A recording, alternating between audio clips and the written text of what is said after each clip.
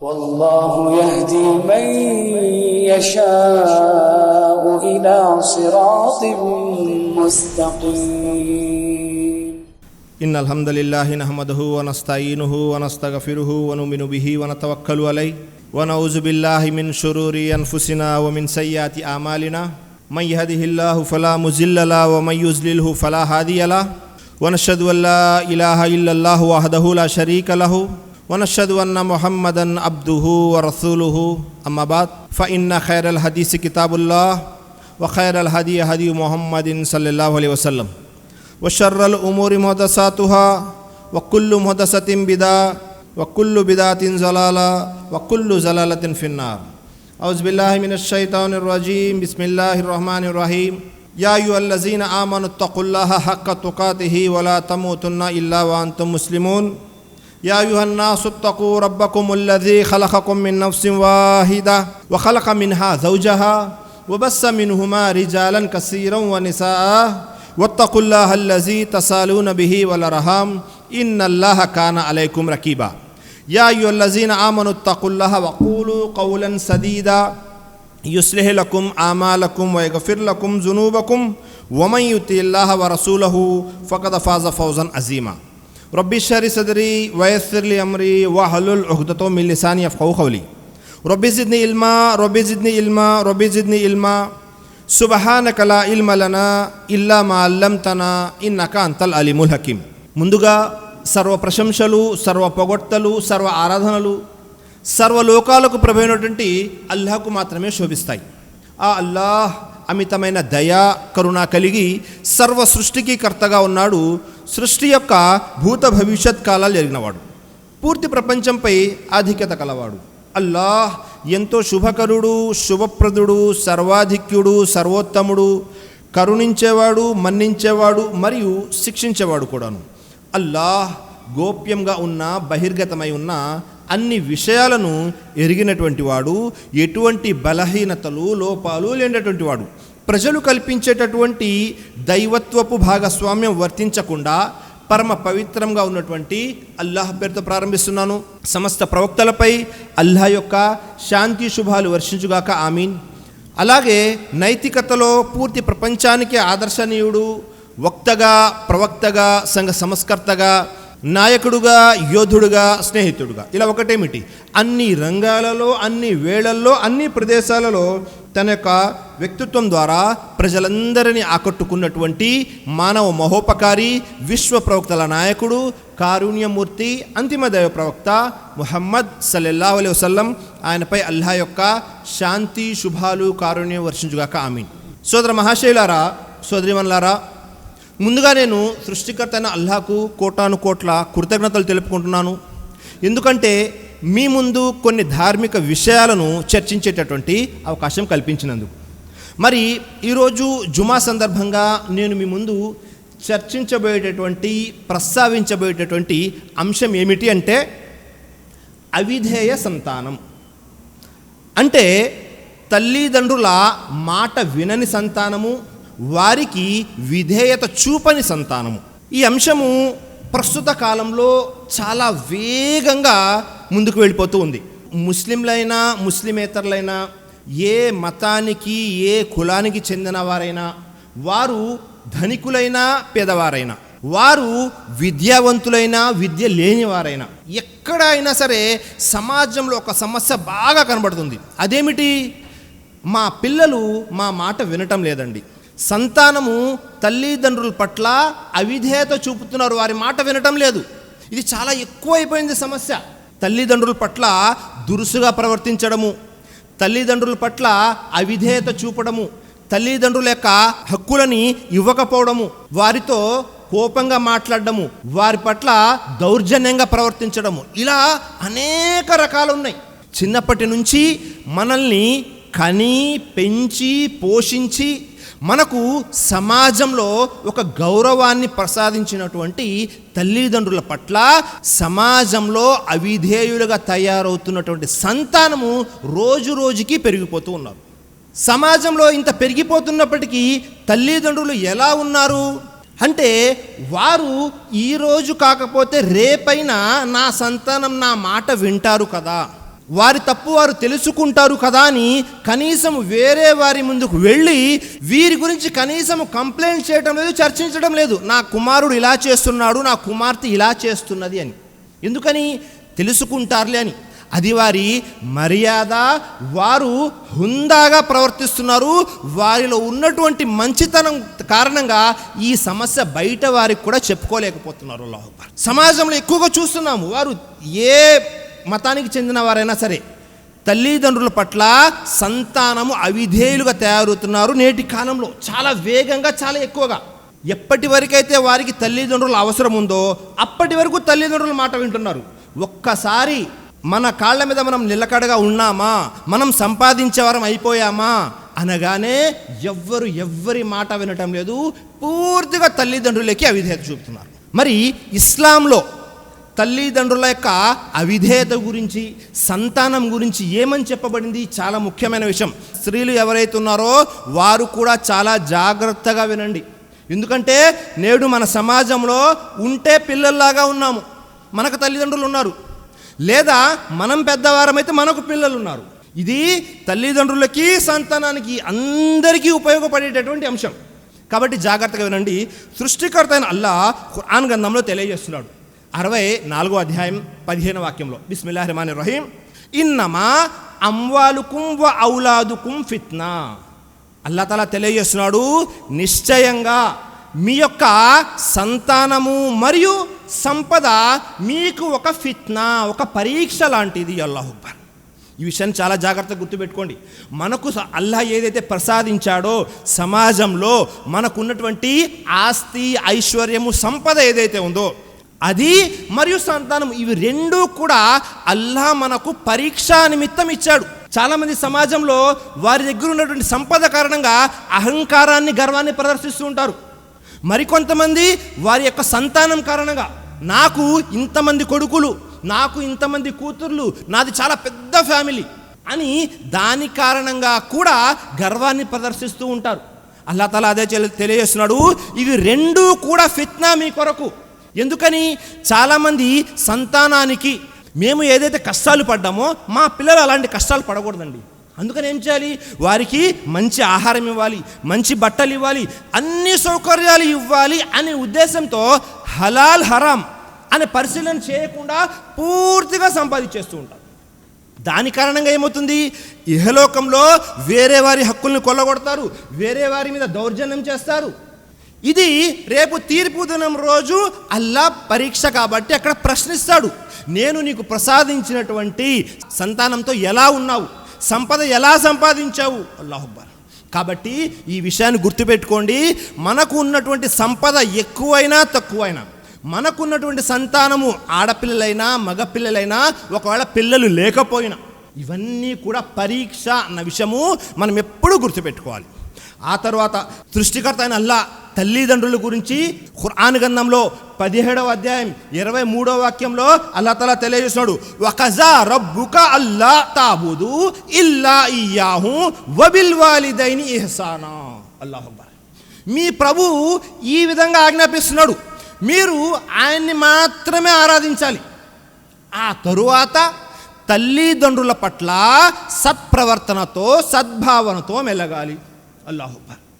సృష్టికర్త అయిన అల్లాహ్ తన ఆరాధన తర్వాత ఎవరికైనా ప్రాధాన్యత ఇచ్చాడు, ఎవరి హక్కుల గురించైనా తెలియజేశాడు అంటే అది తల్లిదండ్రులు.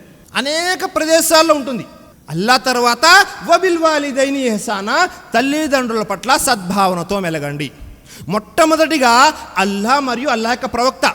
మనము అల్లాహ్ను మాత్రమే ఆరాధించాలి, ప్రవక్తను మాత్రమే అనుసరించాలి. ఆ తరువాత ఎవరి హక్కులు అయినా ఉన్నాయా అంటే అది తల్లిదండ్రులు. తల్లిదండ్రుల తర్వాతే ప్రపంచంలో ఎవరైనా సరే. దైవప్రవక్త ముహమ్మద్ సల్లల్లాహు అలైహి వసల్లం సహాబాని కూర్చోబెట్టి అడుగుతున్నారు, అలా ఉనబ్బియుకుం బి అక్బరిల్ కబాయిర్, నేను మీకు కబీరా గుణాల్లో కూడా అతిపెద్ద గుణ చెప్పనా? ఇస్లాంలో 2 రకాల పాపాలు ఉన్నాయి. ఒకటి సగీరా గుణ, చిన్న చిన్న పాపాలు. 2 కబీరా గుణ, పెద్ద పెద్ద పాపాలు. పెద్ద పెద్ద పాపాల్లో కూడా ఇంకా పెద్ద పాపాలు. మొట్టమొదటిది అదేమిటి? అల్ ఇష్రాకు బిల్లాహ్, అల్లాతో పాటు వేరే వారిని సహవర్తులుగా కల్పించడం, బహుదైవారాధన చేయడం పెద్ద పాపం. ఆ తర్వాత రెండోది ఉకూకుల్ వాలిదైన్, తల్లిదండ్రుల పట్ల అవిధేయత చూపడము పెద్ద పెద్ద పాపాల్లో ఒక పాపం. అల్లాహు అక్బర్. తల్లిదండ్రుల పట్ల అవిధేయత చూపడం అనేది చిన్న పాపం కాదు, చాలా పెద్ద పాపం. దైవప్రవక్త ముహమ్మద్ సల్లల్లాహు అలైహి వసల్లం తెలియజేసినటువంటి పెద్ద పెద్ద పాపాలలో రెండవ అతి పెద్ద పాపం ఏదైనా ఉంది అంటే అది తల్లిదండ్రుల యొక్క అవిధేయత చూపడం. మరి మన సమాజంలో మనం తల్లిదండ్రుల పట్ల ఎలా వ్యవహరిస్తున్నాము? వారి యొక్క హక్కులను వారికి ఇస్తున్నామా? ఎన్ని విషయాల్లో తల్లిదండ్రులకి వ్యతిరేకంగా మనం వెళ్తుంటాము. ప్రతి పని కూడా నేను నా ఇష్టం వచ్చినట్లు చేస్తాను, నేను నా ఇష్టం వచ్చినట్లు చేస్తాను, నాకు మీరు చెప్పవలసిన అవసరం లేదు అని అంటున్నారా లేదా? మనం వింటున్నామా లేదా? బయటికి వెళ్తున్నారు, జాగ్రత్తగా వెళ్ళండి అని ఇంట్లో తల్లి చెబితే నాకు తెలుసులే అమ్మా నేను ఎలా వెళ్ళాలో ప్రతిరోజు చెబుతానే ఉంటాం. చిన్న విషయం, పెద్ద విషయం ఏమి కాదు అది. ప్రతిసారి కూడా తల్లిదండ్రుల పట్ల అవిధేయత చూపుతున్నారు సమాజంలో ఉన్నటువంటి ప్రజలు, సంతానం. దైవప్రవక్త ముహమ్మద్ సల్లల్లాహు అలైహి వసల్లం వారు తెలియజేశారు. అబ్దుల్లా బిన్ ఉమ్రు రజియల్లాహు అన్హు ఖాల్, అబ్దుల్లా బిన్ ఉమ్రు రజియల్లాహు అన్హు వారి కథనం, దైవప్రవక్త ముహమ్మద్ సల్లల్లాహు అలైహి వసల్లం వారి హదీస్, ఇబ్నే హబ్బాన్ యొక్క హదీస్. దైవప్రవక్త వారు తెలియజేస్తున్నారు, రిదల్లాహి ఫీ రిదల్ వాలిదైన్, ఆ తర్వాత వసఖతుల్లాహి ఫీ సఖతిల్ వాలిదైన్. అల్లాహు, ఏ సంతానం ద్వారా అయితే తల్లిదండ్రులు ఇద్దరు కూడా సంతృప్తి చెందుతారో, ఆనందంగా ఉంటారో, అల్లాహ్ కూడా వారితో ఆనందంగా ఉంటాడు, సంతృప్తి చెందుతాడు. ఆ తర్వాత ఏ సంతానం ద్వారానైతే తల్లిదండ్రులు అసంతృప్తిని వ్యక్తపరుస్తారో, అయిష్టంగా ఉంటారో, అల్లాహ్ కూడా వారి పట్ల అయిష్టతని వ్యక్తం చేస్తాడు. అల్లాహు అక్బర్. చూసారా, తల్లిదండ్రుల యొక్క సంతృప్తిలోనే అల్లాహ్ యొక్క సంతృప్తి ఉంది. తల్లిదండ్రుల యొక్క సంతృప్తిలోనే అల్లాహ్ సంతృప్తి ఉంది అన్న విషయాన్ని మనం ఎప్పుడైనా పరిశీలన చేశామా? ఒకవేళ పరిశీలన చేసినట్లయితే మనము ఏనాడు కూడా వారి పట్ల దురుసుగా ప్రవర్తించము, వారి యొక్క హక్కులను నెరవేర్చకుండా ఉండము, వారి పట్ల దౌర్జన్యంగా ప్రవర్తించము, వారి పట్ల చాలా మర్యాదగా ప్రవర్తిస్తాము, సద్భావనతో ప్రవర్తిస్తాము. చాలామంది సమాజంలో ఈ హదీస్ ఏదైతే నేను తెలియజేశానో, తల్లిదండ్రుల యొక్క ఇష్టంలోనే అల్లాహ్ యొక్క ఇష్టం ఉంది. దీనిని ఎలా అర్థం చేసుకుంటారు అంటే, ఇవన్నీ కూడా ఎందులో కేవలము షరియత్ ప్రకారంగా ఉన్నటువంటి విషయాల్లో మాత్రమే. షరియత్కి వ్యతిరేకంగా తల్లిదండ్రులు లేదని చెబితే ఆ విషయం మీరు వినవలసిన అవసరం లేదు. ఎందుకని? ఖురాన్ మరియు హదీసుల్లో మొట్టమొదటి స్థానము అల్లాహ్ మరియు అల్లాహ్ యొక్క ప్రవక్తకి ఇవ్వడం జరిగింది. ఆ తరువాత రెండవ స్థానమే తల్లిదండ్రులు. సమాజంలో మనం చూస్తుంటాము, ఎవరైనా వివాహం చేసుకుంటున్నారు, ఇస్లాం షరియత్కి వ్యతిరేకంగా వివాహం జరుగుతుంది, కట్న కానుకలు ఉన్నాయి, అన్నీ ఉన్నాయి. ఇంకా ఏంటండి ఇలా చేస్తున్నారు, మీకు అన్నీ తెలుసు కదా అంటే, ఏం చేయనండి, మా అమ్మగారు వినటం లేదు, మా నాన్నగారు వినటం లేదు. దైవప్రవక్త వారి హదీస్ ఉంది, తల్లిదండ్రుల యొక్క సంతృప్తిలోనే అల్లాహ్ యొక్క సంతృప్తి ఉంది అని. మరి ఏం చేయాలి? సోదరులారా, ఇది పూర్తిగా అబద్ధము, అవాస్తవం. హలాల్ హరాం విషయంలో, షరియత్ పరమైన విషయాల్లో ఏదైతే షరియత్ మనకు ఆదేశిస్తుందో అది మాత్రమే చేయాలి. ఎవరైనా ఒక తండ్రి ఉన్నాడు, కుమారుణ్ణి ప్రోత్సహిస్తున్నాడు షిరిక్ చేయమని, షిరిక్ చేస్తామా? చేయకూడదు. లేదా హరాం పనులు చేయమని ప్రోత్సహిస్తున్నాడు, వడ్డీకి డబ్బులు తీసుకోమంటున్నాడు, తీసుకుంటామా? తీసుకోకూడదు. ఎందుకని? అది పూర్తిగా హరాం, అందులో ఎలాంటి సందేహం లేదు. తల్లిదండ్రుల యొక్క విధేయత ఏ పనుల్లో, ఏ విషయాల్లో చూపించాలి? ఏ విషయాలైతే షరియత్కి వ్యతిరేకంగా ఉండవో ఆ విషయాల్లో చూపించాలి. ఒకవేళ మీరు కట్నం తీసుకోవటం లేదు, మహర్ ఇచ్చి వివాహం చేసుకున్నారు, ఇంట్లో తల్లిదండ్రులు ఏడుస్తా కూర్చున్నారు, నా కుమారుడు నాకు వ్యతిరేకంగా వెళ్తున్నాడు అని, దానికి మీరు కంగారు పడవలసిన అవసరం ఏమీ లేదు. మీరు ధార్మికంగా సరైన విధానంలో ఉన్నారు, వారు ధార్మికంగా సరైన విధానంలో లేరు. కాబట్టి ఈ హదీస్ని మళ్ళీ మీరు తప్పుగా అర్థం చేసుకోమాకండి. ఆ తర్వాత దైవప్రవక్త ముహమ్మద్ సల్లల్లాహు అలైహి వసల్లం వారి దగ్గరికి ఒక సహాబీ వచ్చారు. సహాబీ వచ్చి రాగానే, ప్రవక్త, నేను సాక్ష్యం ఇస్తున్నాను అల్లాహ్ తప్ప ఆరాధనకు అర్హుడు ఎవ్వరూ లేరని, మరియు మీరు దైవ ప్రవక్త అని. 2, నేను నమాజ్ కూడా చేస్తాను, రోజా కూడా ఉంటాను, హజ్ కూడా చేస్తాను, అన్నీ చేస్తాను, నమాజు, రోజా, హజ్, జకాతు మరియు కలిమా.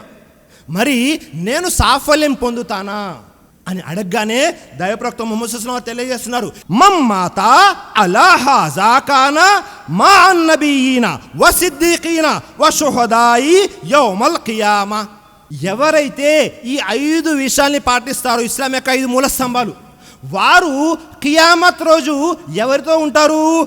అన్నబీయీన, అంబియా ప్రవక్తలతో, వ సిద్దీకీన అంటే సత్యవంతులతో, వ షుహదా ఎవరైతే షహీద్ అమరవీరులు ఉంటారో వారితో లేపబడతారు అని తెలియజేసి ఒకే ఒక్క విషయం లేకపోతే అన్నారు, మాలం యా ఉక్కు వాలిదై తల్లిదండ్రుల అవిధేయత లేకపోతే ఈ 5 విషయాలు చేసిన వారు ప్రవక్తలతో, సత్యవంతులతో, షుహదా అమరవీరులతో లేపబడతారు.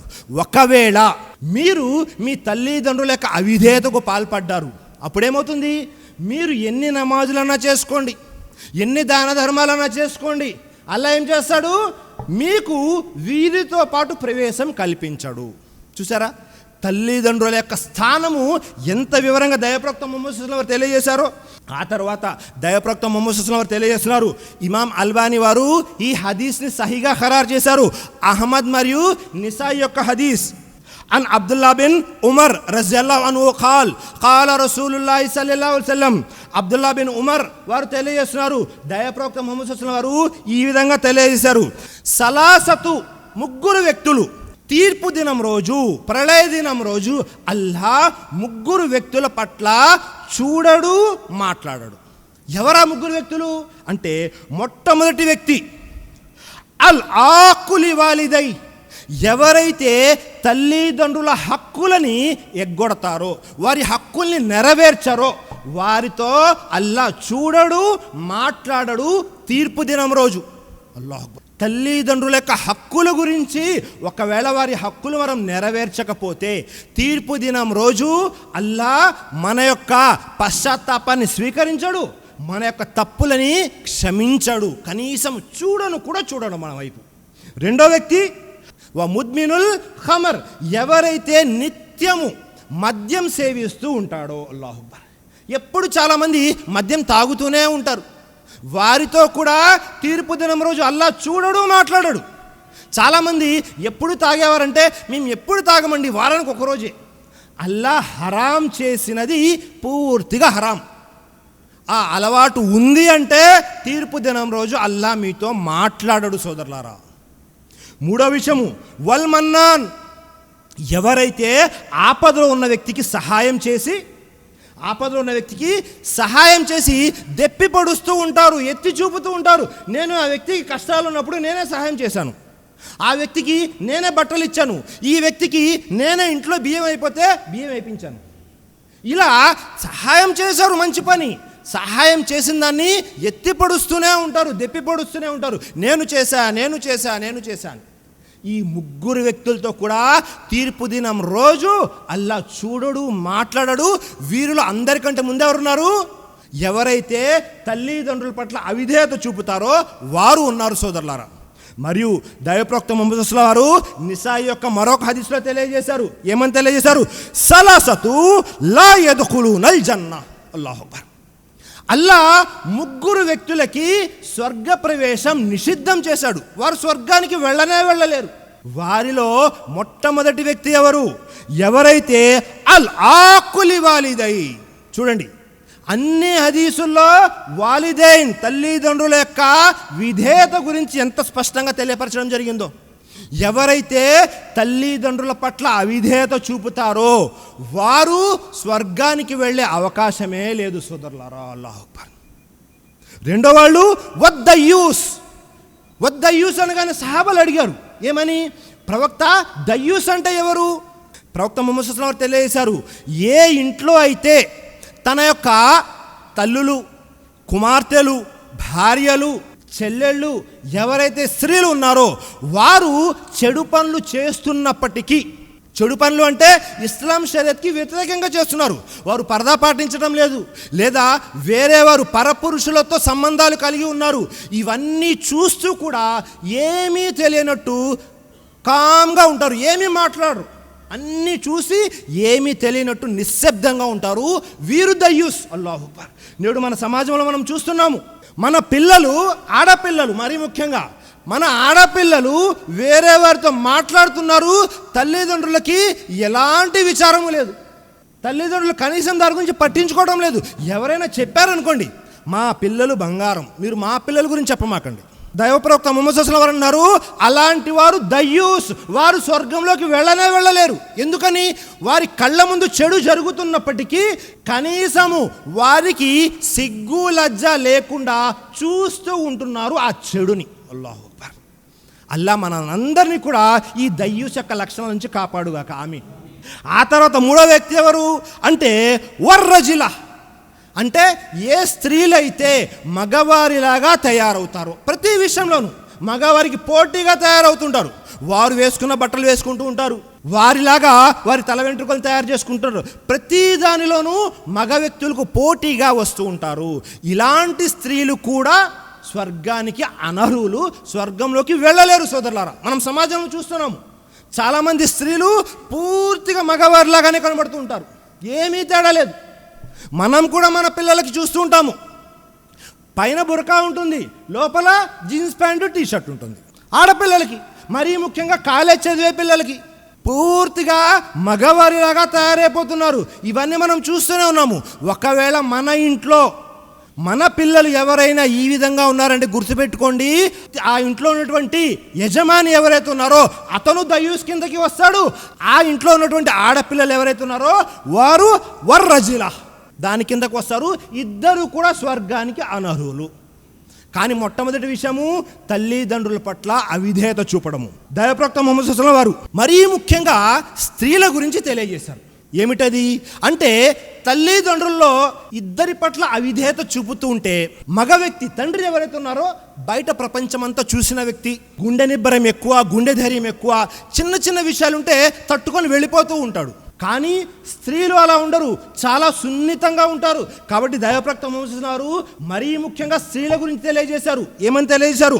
ముగీరా బిన్ షాబ్ రజియల్లాహు అన్హు వారి కథనం. దైవప్రవక్త ముహమ్మద్ సల్లల్లాహు అలైహి వసల్లం బుఖారీ మరియు ముస్లిం యొక్క 2 హదీస్ గ్రంథాల్లో ఉన్నటువంటి హదీస్. అదేమిటి? ఇన్నల్లాహ హర్రమ అలైకుం, అల్లా మీకు హరాం చేశాడు. ఏ విషయాలని? మొట్టమొదటి విషయం ఉకుకుల్ ఉమ్మహాత్, మీరు మీ తల్లుల పట్ల అవిధేయత ప్రదర్శించమాకండి. 2 వవాదల్ బనాత్, మరియు ఆడపిల్లల్ని సజీవ సమాధి చేయమాకండి. 3 వా మన్ అవ్వహా, వారికి తీసుకోవడమే తెలుసు కానీ ఇవ్వడం తెలియదు. ఇవి 3 కూడా అల్లా హరాం చేశాడు. మూడో విషయం ఏమిటి? మన్ అవ్వహా అంటే వారి దగ్గర ఓన్లీ ఇన్కమింగ్ ఉంటుంది, అవుట్ గోయింగ్ ఉండదు. అంటే ఎవరి దగ్గరికి వెళ్ళినా మీరు మా ఇంటికి వస్తే ఏం తెస్తారు, మీ ఇంటికి వస్తే ఏమిస్తారు. ఎవరితో స్నేహం చేసినా ఏదో ఒకటి ఆశిస్తూ ఉంటారు. కనీసము ఎప్పుడు కూడా ఎవ్వరికి ఒక్క ముద్ద అన్నం పెట్టిన పాపాన పోరువారు. ఒక్కరికి కూడా టీ తాగించరు. టీ తాగించడం అంటే ఇప్పుడు వెళ్ళి టీ తాగించడం అని కాదు, వారు వేరే వారికి ఉపయోగపడరు, సహాయం చేయరు. కానీ అందరి దగ్గర నుంచి సహాయం తీసుకుంటూ ఉంటారు. ఓన్లీ ఇన్కమింగ్, అవుట్ గోయింగ్ అస్సలు ఉండదు. తీసుకోవడం మాత్రమే తెలుసు, ఇవ్వడం తెలియదు. ఇది అల్లా హరాం చేశాడు. రెండో విషయము వాదల్ బనాత్, సజీవ సమాధి. ఆడపిల్లలు పుడితే అవమానము అనుకొని సజీవ సమాధి చేసేవారు, ఇది కూడా అల్లా హరాం చేశాడు. సోదరులారా, మనము ఇంతకు ముందైతే చూస్తూ ఉంటాము, అదేమిటి? పిల్లలు పుట్టిన తరువాత సజీవ సమాధి చేసేవారు. ఇప్పుడైతే పిల్లలు కడుపులో ఉండగానే చంపేస్తున్నారు. అబార్షన్ చేయించేవారు ఆడపిల్లలను తెలిసి, లేకపోతే ఆడపిల్ల మగపిల్ల తెలియకుండా ఇప్పుడే మా పిల్లలు వద్దండి, ఇంకొద్దిగా ఎంజాయ్ చేయాలి. చూసారా, ఈ విధంగా కూడా చేసేవారు ఉన్నారు. ఇది కూడా అల్లా హరాం చేశాడు. మొట్టమొదటిది ఉకుల్ ఉమ్మహాత్, తల్లుల పట్ల అవిధేయత చూపమాకండి. వారు చాలా సున్నితంగా ఉంటారు. వారు వారి యొక్క కోపాన్ని వెంటనే ఆపుకోలేరు. వారు వెంటనే ఏదో ఒకటి చెప్పేస్తూ ఉంటారు అని దైవప్రవక్త ముహమ్మద్ సల్లల్లాహు అలైహి వసల్లం తెలియజేశారు.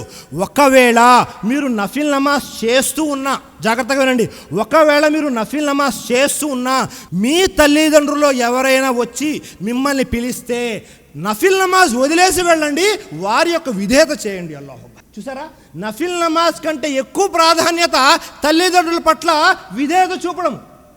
దైవప్రవక్త ముహమ్మద్ సల్లల్లాహు అలైహి వసల్లం తెలియజేశారు. బనీ ఇస్రాయల్లో జరిగినటువంటి ఒక సంఘటన. బనీ ఇస్రాయల్లో జురేజ్ అనే ఒక వ్యక్తి ఉన్నారు. ఆ కాలంలో ఆయన వలి అల్లా, అంటే అల్లాకు బాగా ఆరాధన చేసేవాడు, అల్లా యొక్క స్నేహితుడు జురేజ్ ఏం చేశారు? ఆ కాలంలో ఒక ఆరాధనాలయాన్ని నియమించుకొని అందులో ఆరాధన చేస్తున్నారు. జురేజ్ యొక్క తల్లిగారు వచ్చారు. జాగ్రత్తగా వినండి. జురేజ్ యొక్క తల్లిగారు వచ్చారు. జురేజ్ జురేజ్ అని 3 సార్లు పిలిచారు. జురేజ్ ఏం చేస్తున్నారు? నఫిల్ నమాజ్ చేసుకుంటూ ఉంటే నమాజ్ అయిపోయిన తర్వాత వెళ్దాంలే అనుకున్నారు. తల్లి పిలిచిన దానికి సమాధానం చెప్పలేదు. వెంటనే వారి తల్లిగారు ఏమన్నా తెలుసా? అల్లా నిన్ను ఒక వ్యభిచారి ముఖం చూపించుగాక అన్నారు. జాగ్రత్తగా వినండి. అల్లా నిన్ను ఒక వ్యభిచారి ముఖం చూపించుగాక అని చెప్పేసి వెళ్ళిపోయారు తల్లిగారు. జురేజ్ ఏమో నమాజ్ అయిపోయిన తర్వాత వెళ్దాంలే అనుకున్నారు. ఇది జరిగిన కొంతకాలానికి ఏమైందో తెలుసా? జురేజ్ ఆరాధనాలయం ఎక్కడైతే ఉందో అక్కడ ఒక స్త్రీ, ఏ స్త్రీ? బానిస స్త్రీ, వివాహము కాకుండానే, జాగ్రత్తగా వినండి, బానిస స్త్రీ వివాహము కాకుండానే గర్భం దాల్చి ఒక బిడ్డను కూడా కనేసింది. వెంటనే అక్కడ ఉన్నటువంటి వారందరూ కూడా ఆ స్త్రీని నిలదీశారు. ఈ చెడు కార్యం ఎవరు చేశారు? ఈ బిడ్డకి తండ్రి ఎవరు అని. ఆ స్త్రీకి ఏం చేయాలో అర్థం కాలేదు. వెంటనే జురేజ్ యొక్క పేరు చెప్పేసింది. అక్కడ ఉన్నటువంటి ప్రజలందరూ కూడా నమ్మేశారు. వారికి సందేహం కూడా రాలేదు. ఎందుకని? ఆ స్త్రీ ఆ జురేజ్ యొక్క ఆరాధనాలయం ఏదైతే ఉందో అక్కడే పని చేసుకుంటుంది చుట్టుపక్కల. నిజంగానే జరిగిందిలే అని వారందరూ కూడా వెళ్ళి జురేజ్ యొక్క ఆరాధనాలయాన్ని ధ్వంసం చేసేశారు. జురేజ్కి అర్థమైపోయింది, ఇది నా తల్లి ఫలానా టైంలో నన్ను శపించింది కాబట్టి అది వచ్చింది అని. వెంటనే జురేజ్ ఏం చేశారు తెలుసా? ఇన్నల్లాహ మఅస్ సాబిరీన్, సహనం వహించాలి, అల్లా యొక్క సహాయం తీసుకోవాలి అని ప్రశాంతంగా అల్లా యొక్క సహాయం తీసుకొని నమాజ్ చేసి తిన్నగా ఆ స్త్రీ దగ్గరికి వెళ్ళగానే ఆ ఒడిలో ఉన్నటువంటి కుమారుడు, బాలుడు ఎవరైతే ఉన్నారో ఆ బాలుడిని అడుగుతున్నారు, ఓ బాలుడా చెప్పు, నీ తండ్రి ఎవరు అని. అల్లాహు అక్బర్. అల్లా వైపు నుంచి సహాయం అందింది. ఒక అద్భుతం, ముఅజ్జజా, మిరాకిల్ జరిగింది. ఏమిటి? ఒడిలో ఉన్నటువంటి ఆ బాబు మాట్లాడాడు, నా తండ్రి ఎవరైతే ఉన్నారో ఫలానా మేకల కాపరి అని తెలియజేశాడు. అప్పుడు ఆ బస్తీ వాళ్ళు ఎవరైతే ఉన్నారో ఆ ఊరు వాళ్ళందరూ కూడా జురైద్ దగ్గరికి వచ్చి క్షమాపణ అడిగారు. మనము చూస్తే ఇలాంటివి చాలా జరుగుతాయి. ఈసా అలైహిస్సలాం కూడా మరీం అలైహిస్సలాం మీద ఎప్పుడైతే అపనింద పడిందో, వ్యభిచార సంతానము, అక్రమ సంతానము, నౌజుబిల్లా, వెంటనే ఎవరు మాట్లాడారు? ఈసా అలైహిస్సలాం మాట్లాడారు. ఒడిలో ఉన్నప్పుడే కాల ఇన్ని అబ్దుల్లా ఆతానియల్ కితాబా వజఅలని నబియ్యా. అల్లాహ్, చూసారా? ఒడిలో ఉన్నప్పుడే మాట్లాడారు ఈసా అలైహిస్సలాం కూడా. నేను అల్లా దాసుణ్ణి, అల్లా నాకు గ్రంథాన్ని ఇచ్చాడు, ప్రవక్త పదవిని నియమించాడు. ఇలాగే ఈ బాలుడు కూడా మాట్లాడాడు. జురైజ్ మీద ఏదైతే నింద పడిందో ఆ నింద కాస్త తొలగిపోయింది. కాబట్టి తల్లులు చాలా సున్నితంగా ఉంటారు. వారితో చాలా జాగ్రత్తగా ఉండండి. వారి యొక్క హక్కుల్ని త్వరగా ఇచ్చివేయండి అని దైవప్రవక్త ముహమ్మద్ సల్లల్లాహు అలైహి వసల్లం వారు తెలియజేశారు. ఇద్దరు వ్యక్తులకి అల్లా వారు చేసిన తప్పులకి పరలోకంలో శిక్ష ఎలాగో అయినా ఉంది, ఇహలోకంలో కూడా శిక్ష ఉంది అని తెలియజేశారు. అల్లాహు అక్బర్. పరలోకంలో శిక్ష ఎలాగూ ఉంది, ఇహలోకంలో కూడా వారికి శిక్ష ఉంది. ఇద్దరు వ్యక్తులు, ఏ వ్యక్తి అయితే వేరే వారి మీద దౌర్జన్యం చేస్తాడో, వేరే వారి మీద దౌర్జన్యం ఎవరైతే చేస్తారో ఆ వ్యక్తికి అల్లా పరలోకంలో శిక్ష ఎలాగైనా ఇస్తాడు, ఇహలోకంలో కూడా అల్లా శిక్షిస్తాడు. ఎందుకని?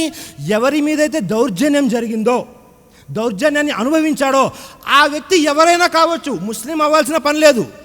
ఆ వ్యక్తి ఏ మతానికి చెందినవాడైనా ఆ వ్యక్తి అల్లాతో దువా చేశాడు అంటే ఆ దువాని అల్లా స్వీకరిస్తాడు. ఎవరైతే దౌర్జన్యపరుడున్నాడో అతన్ని ఇహలోకంలోనే శిక్షిస్తాడు. సోదరులారా, రెండో వ్యక్తి ఎవరు? ఎవరైతే తల్లిదండ్రుల పట్ల అవిధేయత చూపుతారో వారికి పరలోకంలో శిక్ష ఎలాగో ఉంది తీర్పు దినం రోజు. కానీ అల్లా ఇహలోకంలో కూడా వారిని శిక్షిస్తాడు, అందులో ఎలాంటి సందేహము లేదు. కాబట్టి పరలోకంలో కదా అప్పుడు చూసుకుందాంలే అన్న ఆలోచన లేదు. కావాలంటే మనము ఒక్కసారి సమాజంలో చూడండి, తల్లిదండ్రుల పట్ల అవిధేయత చూపిన వారు వారి జీవితంలో పడ్డ కష్టాలు ఎవ్వరూ పడరు, అనేక కష్టాలు. ఎందుకని? అల్లా దానికి సంబంధించిన శిక్షని ఇహలోకంలోనే ఇచ్చేస్తాడు. సోదరులారా, మరియు సృష్టికర్తని అల్లా తాలా తెలియజేశాడు, ఫహల్ అసైతుం ఇన్ తవల్లైతుం అన్ తుఫ్సిదు ఫిల్ అర్ది వతుకత్తిఉ అర్హామకుం. ఒకవేళ మీకు ఈ ఇహలోకంలో ధరిత్రిపై, ఈ భూమిపై అల్లా ఏదైనా ప్రసాదించాడు అంటే మీరు ఏం చేస్తారో తెలుసా? బంధుత్వ సంబంధాల విచ్ఛిన్నితికి తోడ్పడతారు. అంటే బంధుత్వ సంబంధాలను త్రెంచేస్తారు. అల్లా వైపు నుంచి ఏదైనా అనుగ్రహాలు వచ్చాయి, వెంటనే మనం చేసే పని ఏమిటో తెలుసా? బంధుత్వ సంబంధాలు తెంచేస్తాము. దాని కిందనే సృష్టికర్త అల్లాహ్ తాలా తెలియజేస్తున్నాడు, ఉలాయికల్లజీనా లా అనహుముల్లాహు. అల్లాహు అక్బర్. అల్లాహ్ వారిని శపిస్తాడు. బంధుత్వ సంబంధాల్లో అన్నిటికంటే మొట్టమొదటి బంధుత్వం ఎవరిది? తల్లిదండ్రులది. వారి దగ్గర నుంచే మనకు అన్ని బంధుత్వాలు ఏర్పడతాయి. ఎవరైతే తల్లిదండ్రుల బంధుత్వాన్ని త్రెంచేస్తారో, చాలామంది చూస్తుంటాం సమాజంలో, వారు ఒక మంచి స్థితికి వెళ్ళిన తర్వాత తల్లిదండ్రుల్ని పూర్తిగా మర్చిపోతారు, వాళ్ళతో సంబంధాన్ని కత్తిరించేస్తారు. ఎవరైతే తల్లిదండ్రుల సంబంధాన్ని త్రెంచేస్తారో వారిపై అల్లాహ్ యొక్క శాపం ఉంటుంది. మరికొంతమంది సమాజంలో మంచిగా ధనం ఇవ్వలేదు, ఐశ్వర్యం ఇవ్వలేదు, లేదా మంచి చదువులు చెప్పించలేదని పిల్లలు స్వతహాగా తల్లిదండ్రులను శపిస్తూ ఉంటారు. అల్లాహు అక్బర్. నా తల్లి ఇలా అయిపోవాలి, నా తండ్రి ఇలా అయిపోవాలని, కేవలము ప్రాపంచిక ప్రయోజనాల కొరకు. దైవప్రవక్త ముహమ్మద్ సల్లల్లాహు అలైహి వసల్లం వారి హదీస్, అలీ రజియల్లాహు అన్హు వారి కథనం, దైవప్రవక్త ముహమ్మద్ సల్లల్లాహు అలైహి వసల్లం తెలియజేస్తున్నారు. ముస్లిం షరీఫ్ యొక్క హదీస్, అల్లాహ్ వారిని శపిస్తున్నాడు. మన్ లాన వాలిదైన్, ఎవరైతే తల్లిదండ్రుల్ని శపిస్తారో అల్లాహ్ వారిని శపిస్తాడు. సోదరులారా, అల్లాహు అక్బర్. చూసారా ఎన్ని విషయాలు ఉన్నాయో? తల్లిదండ్రుల యొక్క అవిధేయత అంటే ఇహలోకంలోనూ పరలోకంలోనూ పూర్తిగా నష్టపోయే వారిలో ఉంటాం మనం. ఇక్కడ చాలా ముఖ్యమైన విషయం, అసలు తల్లిదండ్రుల యొక్క అవిధేయులుగా పిల్లలు తయారవడానికి కారణం ఎవరు? తల్లిదండ్రుల యొక్క అవిధేయతకు సంతానం పాడైపోవడానికి మొట్టమొదటి కారణం ఎవరు తెలుసా? స్వతహాగా తల్లిదండ్రులు. ఎందుకని? దైవప్రవక్త ముహమ్మద్ సల్లల్లాహు అలైహి వసల్లం తెలియజేశారు, ఒక సంతానానికి స్త్రీ అయినా పురుషుడైనా, కుమారులైనా కుమార్తెలైనా, వారికి మంచి మొట్టమొదటి బడి ఏది అంటే తల్లి యొక్క ఒడి. దైవప్రవక్త వారి హదీస్.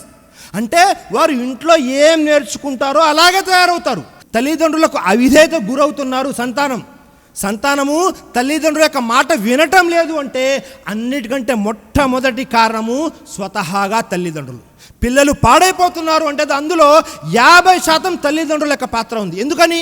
అందరూ కూడా నా కుమారుడికి మంచి బట్టలు వేయాలి, మంచి పౌష్టిక ఆహారం తినిపించాలి, అన్ని సౌకర్యాలు అందాలనుకుంటాం. కానీ ఎప్పుడైనా మనము మన పిల్లలు షరియత్ ప్రకారం ఉండాలి అని ఆలోచించామా? మన పిల్లలకి మన భయం కంటే ఎక్కువ అల్లాహ్ భయం పెట్టాలి అని ఆలోచించామా? మన పిల్లలు నాకు వ్యతిరేకంగా వెళ్ళినా పర్వాలేదు, కానీ ఖురాన్కి హదీస్కి వ్యతిరేకంగా వెళ్ళకూడదు అని ఆలోచించామా? ఆలోచించలేదు. స్వతహాగా మనమే పాడు చేసేస్తున్నాం వాళ్ళని. 7 సంవత్సరాలు అయితే నమాజ్ అలవాటు చేయమన్నారు దైవప్రవక్త వారు. మన పిల్లలకి 17 సంవత్సరాలు వచ్చినా నమాజ్ అలవాటు అవ్వదు. ఏంటంటే చిన్నపిల్లలు కదండి, చేస్తారులే. మొక్కై వంగనది మానై వంగున అని తెలుగులో ఒక సామెత ఉంది. చిన్నపిల్లలు అప్పుడే మీరు అలవాటు చేయలేదు మంచి పనులు, పెద్ద అయిన తర్వాత ఎందుకు చేస్తారు? సమాజంలో చూస్తున్నాము, చిన్నపిల్లలంటే వారు ఏం చేసినా చెల్లుతుంది, కనీసం ఒక్క మాట కూడా అన్నారు వాళ్ళ పిల్లలు. పెద్ద అయిన తర్వాత ఏడుస్తా కూర్చుంటారు, నా పిల్లలు నా మాట వినటం లేదండి. ఎందుకు వింటారు? చిన్నప్పటి నుంచి నేర్పిస్తే కదా వినడానికి. మొట్టమొదటి కారణం తల్లిదండ్రులు స్వతహాగా వారే బాధ్యులు, వారి పిల్లలు అవిధేయులుగా తయారయ్యారు అంటే. రెండవ కారణం అదేమిటి? పిల్లలు ఎవరైతే ఉంటారో వారికి మంచి విషయాలు తర్బియత్ నేర్పించాలని ఉంటుంది, ఎలా నేర్పించాలో తెలియదు. ఉదాహరణకి ఇంట్లో మనము ఫజర్ నమాజ్కి లేవము, మన పిల్లల్ని 5 పూటల నమాజ్ చేయమని ఆజ్ఞాపిస్తాం. అవుతుందా? అవదు. మనము టీవీ చూస్తుంటాము, అజా వస్తూ ఉంటుంది, పిల్లల్ని నమాజ్కి వెళ్ళమంటాం, వెళ్తారా? మనం మొబైల్లో గేమ్ ఆడుకుంటూ ఉంటాము, పిల్లల్ని మొబైల్లో గేమ్ పట్టుకోవద్దంటాము, కుదురుతుందా? మనము సరైన విధానంగా లేకపోతే వారు మనల్ని అనుసరిస్తారు. లేదు, కొంతమంది దగ్గర ఇవన్నీ చేయటం లేదు, కానీ సంస్కరించే విధానం ఉండదు. ఏదైనా చిన్న తప్పు చేశారు, గొడ్డును బాదినట్టు బాధేస్తూ ఉంటారు. అల్లాహ్ అక్బర్. ఎలా కొడతారు అంటే అది చూస్తే నిజంగా ఇలా కొడతారా పిల్లల్ని అన్నట్టు అనిపిస్తుంది. ఏంటంటే వాడు అంతేనండి చేస్తుంటాడు. అనస్ బిన్ మాలిక్ రజల్లాహు అన్హు వారు తెలియజేస్తున్నారు, నేను దైవప్రవక్త దగ్గర 10 సంవత్సరాలు సేవ చేశాను, ఒక్కరోజు కూడా ఒక్కసారి కూడా ఉఫ్ అన్న మాట చెప్పలేదు దైవప్రవక్త వారు. ఒక్కసారి కూడా అనలేదు. అక్కడ చెప్పేవారు దైవప్రవక్త, వినేవారు అనస్ బిన్ మాలిక్. ఇప్పుడు మనం దైవప్రవక్తలా చెప్పలేము, మన పిల్లలు సహాబాలా ఉండలేరు. చిన్న చిన్న తప్పులు జరుగుతాయి, వద్దన్న తప్పు చేస్తూ ఉంటారు. అప్పుడు ఎలా దండించాలి? కొట్టే అనుమతి ఉంది, నమాజ్కి వెళ్ళకపోయినా కొట్టే అనుమతి ఉంది. ఆ కొట్టడంలో వారు సంస్కరించబడాలి, ఆ కొట్టడంలో అల్లాహ్ యొక్క భయం రావాలి. ఆ కొట్టడం ద్వారా వారు మనకి వ్యతిరేకులుగా తిరస్కారుల్లా తయారవ్వకూడదు. కాబట్టి సంస్కరించే విధానం తెలియకపోయినా మీరు మంచి విషయాలు చెప్దామనుకున్నా అది వాళ్ళకి రాదు. రెండో విషయం. మూడో విషయము చాలా ముఖ్యమైనది. ఇంట్లో సంతానం ఉన్నారు. నాకు నా పెద్ద కొడుకు అంటే చాలా ఇష్టం అండి తండ్రి, లేదా నా ప్రాణం నా పెద్ద కూతురు. తల్లి ఏమంటది, నాకు నా చిన్న కొడుకు అంటే ప్రాణం, నేను చెప్పిన ప్రతి మాట వింటాడు, నాకు నా చిన్న కూతురు అంటే ప్రాణం. ఏంటిది? ఇంట్లో నలుగురు ఉంటే ఒకళ్ళు వాళ్ళకి ఒకళ్ళు ఇదేమన్నా ఓట్లా ఎవరిష్టం వచ్చిన పార్టీకి వాళ్ళు వేసుకోవడానికి. దీనివల్ల ఏమవుతుంది, వేరే వారిలో నా సొంత తండ్రే నన్ను ప్రేమగా చూడట్లేదు, నాకంటే చిన్నవాడు వాడిని చూస్తున్నాడు, లేదా నాకంటే పెద్దది కాబట్టి మా అక్కకే ప్రాధాన్యత ఇస్తున్నాడు, మా అన్నకే ప్రాధాన్యత ఇస్తున్నారు. మీరే మీ సంతానం పట్ల రెండు విధాలుగా ఆలోచిస్తే వారి మనస్సుల్లో మీ గురించి మంచి ఆలోచన ఉంటుందా? ఉండే అవకాశమే లేదు. వారు మిమ్మల్ని ఎప్పుడు చూసినా చాలా కోపంగా, వ్యతిరేకంగా, తిరస్కారంగా చూస్తూ ఉంటారు. ఒకవేళ ఇదే జరిగితే మీరు ఆశలు వదులుకోండి. ఎవరినైతే మీరు ప్రేమించలేదో పెద్దయిన తర్వాత వాళ్ళు మిమ్మల్ని ప్రేమించరు, మీ యొక్క హక్కులని ఇవ్వరు. సమాజం చూస్తుంటాము. పండగ వస్తూ ఉంది, ఒకళ్ళకేమో 5,000 పెట్టి బట్టలు, ఇంకొకళ్ళకి 500 పెట్టి బట్టలు. ఏంటంటే వాడు మగవాడు కదా, పిల్లవాడు కదా, మగపిల్లడు బయట తిరుగుతూ ఉంటాడు అంతే. ఆడపిల్లలకి రంజాన్ బట్టలు ఉన్నాయి కదా, అవే వేసేసుకోండి. పూర్తిగా అన్యాయం. ఇది దైవప్రవక్త వారు వారించారు. ఇంట్లో మీరు పిల్లల మధ్య న్యాయంగా వ్యవహరించండి, లేదు అంటే వారు మీకు పూర్తిగా తిరస్కారులా తయారైపోతారు. కాబట్టి ఈ విషయం కూడా గుర్తుపెట్టుకోండి. నాలుగవది ముఖ్యమైన విషయం అదేమిటి, పిల్లలు ఎప్పుడైతే మాట వినరో తల్లిదండ్రులు ఏం చేస్తారు తెలుసా, వెంటనే శపిస్తారు. ఏమంటారు, కుమారుడు మాట వినలేదు, నువ్వు ఇలాగే ఉన్నావనుకో తర్వాత రోడ్ల మీద తిరగాల్సిందే, లేదు నువ్వు ఇలాగే ఉన్నావనుకో ఎందుకు పనికి రాకుండా పోతావు. కుమార్తె ఏదైనా చేసింది, నువ్వు ఇలాంటి పనులే చేస్తూ ఉండు, అత్త వాళ్ళ ఇంటికి వెళ్ళాలంటే 2 నెలల కంటే ఎక్కువ ఉండవు, వచ్చేస్తావు. దైవప్రవక్త వారైతే వారించారు, పగలు మరియు రాత్రి ఈ రెండిటిలో ఏదో ఒక గడియ ఉంటుంది. అప్పుడు మనము చేసేటటువంటి దువా అయినా బద్దువా అయినా, ప్రార్థన అయినా శాపమైన అల్లా స్వీకరించేస్తాడు. అది స్వీకరించేశాడు అంటే వారు అలాగే తయారవుతారు. మనం చూస్తూ ఉంటాము. ఎవరైనా వెళ్తారు, అత్త వాళ్ళ ఇంటికి వెళ్ళి 2-3 నెలల కంటే ఎక్కువ ఉండరు, వచ్చేస్తారు. వారు ఎక్కడ ఎన్నిసార్లు పెళ్లి చేసినా అదే జరుగుతూ ఉంటుంది. కుమారుడు ఉంటాడు, ఏ వ్యాపారం చేసినా నష్టం వస్తూనే ఉంటుంది. ఎందుకు? తెలిసి తెలియని కారణంగా స్వతహాగా సొంత తల్లిదండ్రులే శపించారు. అల్లాహు అక్బర్. జాబిర్ బిన్ అబ్దుల్లా రజియల్లాహు వారి కథనం, దైవప్రవక్త వారి హదీస్, అబూ దావూద్ యొక్క హదీస్. దైవప్రవక్త వారు అన్నారు, లా తద్ఉ అలా అన్ఫుసికుం వలా తద్ఉ అలా ఔలాదికుం వలా తద్ఉ అలా హద్మికుం వలా తద్ఉ అలా అమ్వాలికుం. అల్లాహు అక్బర్. చూడండి, దైవప్రవక్త వారు వారించారు 4 విషయాలు. ఒకటి, మిమ్మల్ని మీరు శపించుకోమాకండి. అల్లాహు అక్బర్. మనల్ని మనం కూడా శపించుకోకూడదు. నేను ఇలాగే ఉండిపోతాను, నేను ఇంకా పైకి రాను, నాలో ఈ చెడు పోదు, ఇలా మనల్ని మనం శపించుకోకూడదు. రెండో విషయము, మీరు మీ సంతానాన్ని కూడా శపించమాకండి. 3, మీరు మీ యొక్క బానిసల్ని కూడా శపించమాకండి. 4, మీరు మీ యొక్క సంపదని కూడా శపించమాకండి. అల్లాహు అక్బర్. ఈ 4 విషయాల్ని శపించడం గురించి వారించారు దైవప్రవక్త ముహమ్మద్ సల్లల్లాహు అలైహి వసల్లం. మరి మనం ఇవన్నీ అనుసరిస్తున్నామా, ఫాలో అవుతున్నామా? ఒక్కసారి పరిశీలన చేయండి. ఇవన్నీ లేని కారణంగా ఏమవుతుంది, సమాజంలో రోజు రోజుకి పెరిగిపోతున్నారు అవిధేయులైన సంతానం. ప్రతి ఒక్కరూ, మౌల్ సాబ్ మా పిల్లలు మాట వినటం లేదండి, ఏదైనా ఒక మంచి వీడియో ఉంటే పంపించండి, మీ వీడియో చూడగానే మారిపోవాలి. అవుతుందా? ఇలా ఏమైనా అవుతుందా? ఇదేమైనా స్విచ్ చేయగానే లైట్ వెలిగినట్టు ఒక వీడియో చూడగానే అందరూ మారిపోతారా? అయ్యే అవకాశమే లేదు. ఎందుకంటే మనము ఏదైతే చిన్నప్పటి నుంచి వారికి తరబియతు సంస్కరించుకుంటూ వస్తామో పెద్దయిన తర్వాత వాళ్ళు అలాగే అవుతారు. వాళ్ళ తక్దీర్లో ఏదైతే ఉందో అది వేరు. ఆ తక్దీర్ అనేది వాళ్ళ మీద గాలి పై చేయి సాధించడం అనేది. కానీ ఎక్కువ శాతము మనం చేసేటువంటి పనుల కారణంగానే వారు ఇలా తయారవుతారు. దైవప్రవక్త ముహమ్మద్ సల్లల్లాహు అలైహి వసల్లం వారి దగ్గరికి జిబ్రీల్ అలైహిస్సలాం వచ్చి అడిగారు, ప్రళయం ఎప్పుడు వస్తుంది అని. దైవప్రవక్త అన్నారు, తెలియదు. పోనీ ప్రళయం యొక్క సూచనలు అనేక చెప్పారు. అందులో ఒక విషయం ఏమన్నారు తెలుసా? బుఖారీ యొక్క హదీస్, అబూ హురైరా వారి కథనం, అంతలదిల్ అమతు రబ్బహా. అల్లాహు అక్బర్. ఎప్పుడైతే బానిసలు యజమానుల్ని కంటారో అప్పుడు ప్రళయం వచ్చేస్తుంది. ఇది ప్రళయం యొక్క సూచన, ఒక సూచన. మరి బానిసలు యజమానుని కనడం ఏంటి? ఈ హదీస్ యొక్క వివరణలో అనేక విషయాలు తెలియజేశారు. ఉదాహరణకు ఒక విషయము, ప్రస్తుతం ఎవరు కూడా గర్భం వస్తే స్ట్రక్చర్ బాడీ పాడైపోతుందని ఏం చేస్తున్నారు? అద్దె గర్భాలు తీసుకుంటున్నారు. దాని కారణంగా ఏమవుతుంది? యజమానుల్ని బానిసరాళ్ళు కంటున్నారు. ఇది ఒక వివరణ. రెండో వివరణ ఏమిటి అంటే, తల్లిదండ్రుల్లో తల్లికి బాగా విధేయత చూపేవారు ఎవరు అంటే కుమార్తెలు పూర్తిగా తల్లికి విధేయత చూపిస్తారు. ఏ పని చెప్పినా అమ్మ ఎలా చెప్తే అలా వింటాను, అలా వినేవారు కూడా సమాజంలో కుమార్తెలు ఎక్కువ ఉన్నారు. కానీ ప్రళయానికి ముందే ఏమైపోతుంది? ఈ కుమార్తె తల్లితో ఎలా వ్యవహరిస్తుంది అంటే, తిను యజమానిలాగా వ్యవహరిస్తుంది. చూసే వాళ్ళకి ఆమె బానిస, ఈమె యజమాని అన్నట్టు కనబడుతుంది. పూర్తిగా పెత్తనం చెలాయిచేస్తూ ఉంటుంది. తల్లిదండ్రులు ఇద్దరి పట్ల కూతురిదే పూర్తి పెత్తనం. అల్లాహు అక్బర్. దీనివల్ల ఏమవుతుంది? ప్రళయం యొక్క సూచన ఇది. తల్లిదండ్రుల పట్ల అవిధేయత చూపడము, మరీ ముఖ్యంగా కుమార్తెలు ఎవరైతే ఉన్నారో వారి తల్లిదండ్రుల పట్ల వ్యవహరించే తీరు ఈ విధంగా ఉంటుంది. అల్లాహు అక్బర్. మనం ఇప్పుడు సమాజంలో చూస్తున్నాము, అనేక రకాలుగా ఫోన్ కాల్స్ వస్తూ ఉన్నాయి. అదేమిటి అంటే, ఇదే మా అమ్మాయి ఇలా అయిపోయింది, మా అబ్బాయి ఇలా అయిపోయారు, మా అమ్మాయి మా మాట వినటం లేదు, రకరకాలు.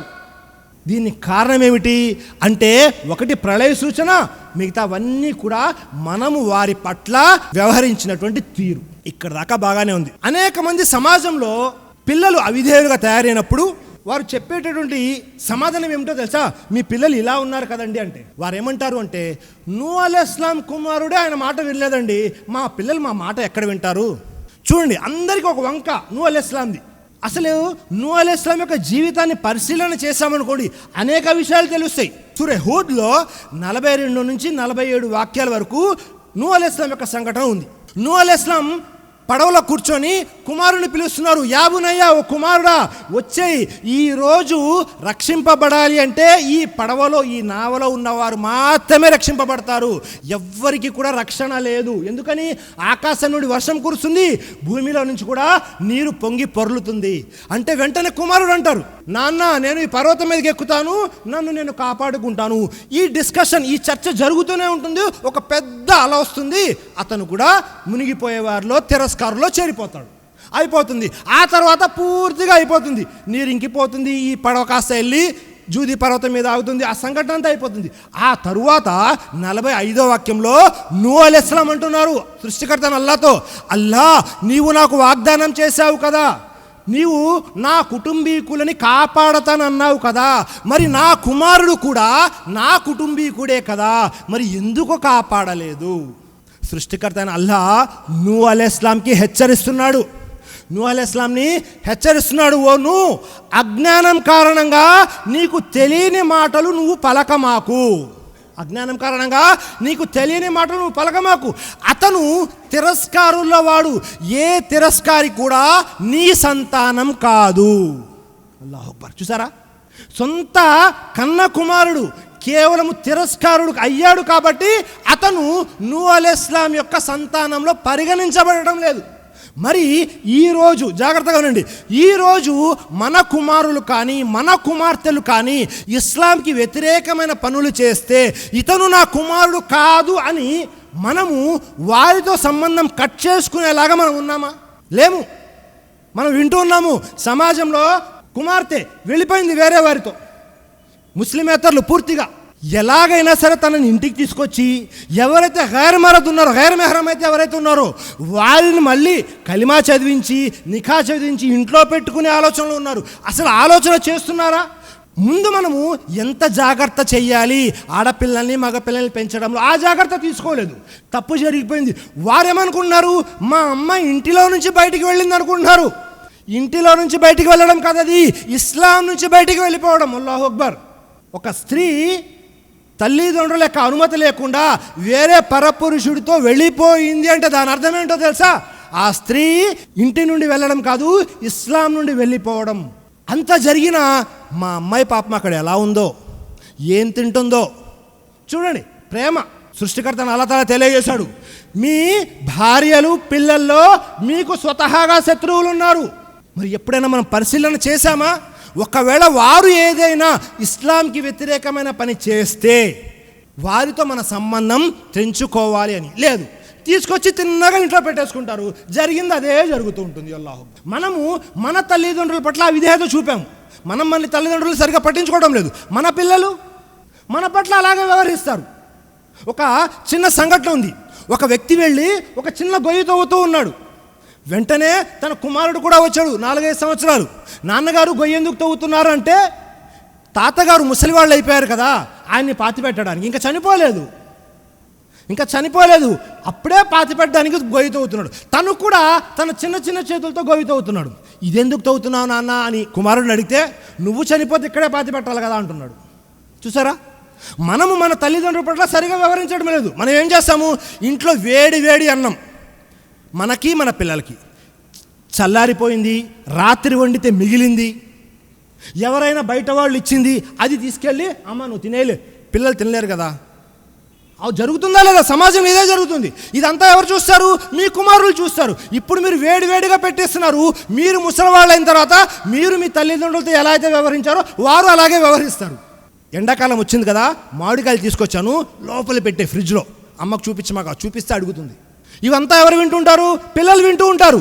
వాళ్ళు అదే చేస్తారు. రేపు మీరు ముసలివాళ్ళు అయిన తర్వాత, మా నాన్న మా తాతయ్యతో అమ్మమ్మతో ఇలాలేగా చేసింది, నాయనమ్మతో, నేను అదే చేయాలి అని మీరు ఎలాగైతే మీ తల్లిదండ్రుల గురించి మీ పిల్లల ముందు మాట్లాడతారో, ఒకవేళ మీరు గౌరవంగా మాట్లాడారా వారు గౌరవంగా మాట్లాడతారు. ఒకవేళ మీరు హక్కులు నెరవేర్చారా వారు హక్కులు నెరవేరుస్తారు. ఒకవేళ మీరు దౌర్జన్యం చేయలేదా వారు దౌర్జన్యం చేయరు. ఒకవేళ మీరు ఇవన్నీ చేశారనుకోండి, రేపు పెద్ద అయిన తర్వాత మీ పిల్లలు కూడా మీతో అలాగే వ్యవహరిస్తారు. కాబట్టి పిల్లలు సంతానం ఏదైతే అవిధేయత చూపుతున్నారో దానికి ముఖ్య కారణం స్వతహాగా వారి తల్లిదండ్రులే. కాబట్టి సృష్టికర్తను అల్లాహ్తో దుఆ చేస్తున్నాను, అల్లాహ్ ఇక్కడ చెప్పినటువంటి విషయాల్లో మంచి విషయాలు ఖురాన్ మరియు సహీ హదీస్ల ప్రకారం ఏవైతున్నాయో అవన్నీ కూడా మేమందరం ఆచరించేటటువంటి సద్బుద్ధిని, సౌభాగ్యాన్ని ప్రసాదించుగాక. ఆమీన్. మమ్మల్ని మా తల్లిదండ్రుల యొక్క హక్కులు నెరవేర్చేవానిగా చేయి, మా పిల్లల్ని మా యొక్క హక్కులు నెరవేర్చేవానిగా తీర్చిదిద్దు. ఆమీన్. సమాజంలో మా కుటుంబాలలో ఏదైతే చెడు ఉందో ఆ చెడునంతటినీ దూరం చేయి. మమ్మల్ని సత్యవంతులతో, అంబియా ప్రవక్తలతో, షుహదా మరియు అమరవీరులతో రేపు తీర్పు దినం రోజు నిలబెట్టు. ఆమీన్. మేము ఇక్కడ ఎలాగైతే కూర్చొని ఉన్నామో మా అన్ని పాపాలను క్షమించి ఇలాగే రేపు పరలోకంలో సహాబాలు మరియు దయ ప్రవక్తతో జన్నతుల్ ఫిర్దౌస్లో కూర్చునే భాగ్యాన్ని కలిగించు. ఆమీన్. చెప్పడం కంటే వినడం కంటే కూడా ఆచరించేటటువంటి సద్బుద్ధిని, సౌభాగ్యాన్ని ప్రసాదించు. ఆమీన్. అలాగే ఇక్కడ ఉన్నటువంటి వారిలో ఎవరైతే అనారోగ్యంతో బాధపడుతున్నారో అల్లాహ్ వారికి మంచి ఆరోగ్యాన్ని ప్రసాదించు. ఆమీన్. అలాగే ఎవరైతే అప్పుల బాధతో బాధపడుతున్నారో అల్లాహ్ వారి అప్పులు తీర్చేటటువంటి మంచి మార్గాన్ని సులభతరం చేయి. ఆమీన్. అలాగే ఎవరైతే హరాం పనుల్లో ఉన్నారో అల్లాహ్ వారికి ఆ హరాం పనుల నుండి బయటపడే మార్గాన్ని కూడా చూపించు. ఆమీన్. వాఖిరు దావానా అనిల్ హమ్దులిల్లాహి రబ్బిల్ ఆలమీన్. అస్సలాము అలైకుం వరహ్మతుల్లాహి వబరకాతుహు.